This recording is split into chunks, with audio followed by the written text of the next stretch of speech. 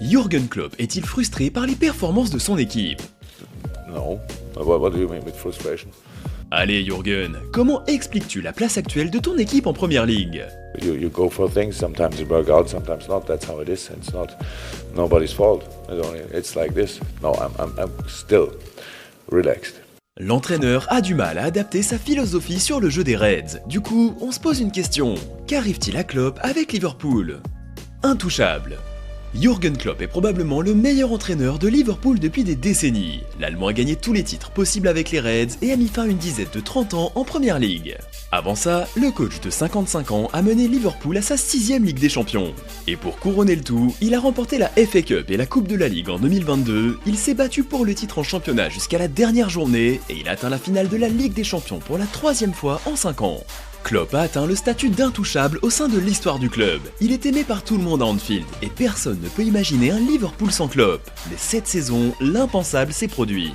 Les joueurs ne semblent plus liés avec la philosophie de l'entraîneur, ils sont en milieu de tableau et cherchent des solutions. La chute. On fait honneur au nom de cette émission et on se demande alors ce qui arrive au style de jeu de Liverpool. L'équipe pleine d'énergie, d'intensité, qui presse fort, qui maîtrise l'art de la contre-attaque semble méconnaissable. Aujourd'hui, les Reds sont incapables de désarmer une équipe qui les attend et même les équipes qui tiennent le ballon. Cette version pâle et médiocre de l'équipe a touché le fond contre Brighton où Liverpool a été humilié pendant tout le match. Sans voix, Klopp a admis qu'il n'avait aucune explication pour ce qu'il venait de voir et il a déclaré que c'était le pire match qu'il avait dirigé comme entraîneur. Well, I can't remember a worse game.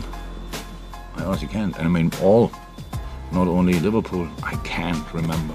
And that's my responsibility. Yeah, that makes it a really low point for the moment, clear.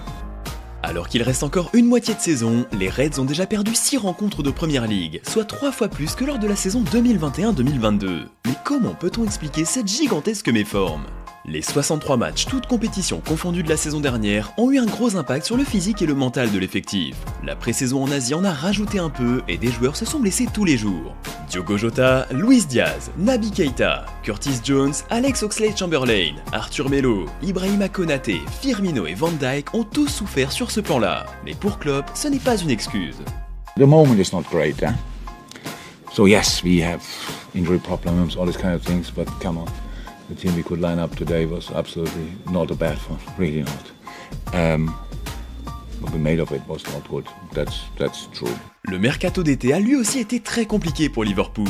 La perte de Sadio Mané, parti au Bayern Munich, a fait très mal. Et même s'ils ont fait venir Darwin Núñez de Benfica, les Reds n'ont pas pu pallier le départ du Sénégalais. De plus, ils n'ont pas réussi à recruter un milieu de classe mondiale avec les refus d'Aurélien Tchouaméni et de Jude Bellingham. Pour l'entraîneur allemand, l'équipe échoue dans tous les domaines, notamment avec la possession de balle. We don't win the key battles on the pitch, the key challenges, and we give the ball too easy away. That's difficult to organize, like protection for losing balls you should not lose. It's not easy. Klopp semble un peu perdu, mais c'est peut-être ce dont il a besoin pour redonner sa grandeur à Liverpool. L'heure de la reconstruction. La situation est presque inédite pour l'Allemand. Malgré une relégation avec Mayence, Klopp a toujours brillé dans les clubs qu'il a entraînés. En fait, depuis son arrivée à Anfield, Liverpool n'a jamais fait moins bien que la 4ème place. Après son 1000e match en tant qu'entraîneur, l'ancien boss du Borussia Dortmund sait que son équipe et lui n'ont pas été à la hauteur cette saison, mais ils peuvent encore changer les choses. Il reste près d'une moitié de saison de Première Ligue à jouer et les Reds ne sont qu'à 2 points des places qualificatives pour l'Europa League. Alors oui, ce serait un lot de consolation, mais ce serait déjà mieux que la 9ème place. De plus, la Ligue des Champions va reprendre en février et Liverpool va tenter de prendre sa revanche sur le Real Madrid. À la base, Klopp prévoyait de prendre un peu de recul à la fin de son contrat en 2024, mais il a prolongé jusqu'en 2026, donc le prochain mercato estival va sûrement rimer avec reconstruction pour Liverpool. James Milner, Firmino, Keita et Oxlade-Chamberlain seront en fin de contrat. La priorité va être de reconstruire le milieu de terrain avec Bellingham et Matheus Núñez comme cible prioritaire. Klopp est toujours adoré, mais il n'est pas intouchable et il va tout faire pour se réinventer et redorer son blason ainsi que celui de son équipe. Jürgen Klopp vit ses pires moments sur le banc de Liverpool. L'équipe n'arrive pas à répondre aux attentes de l'entraîneur et la saison se passe beaucoup plus mal que prévu. Pensez-vous qu'il va réussir à inverser la tendance? Donnez-nous votre avis dans les commentaires.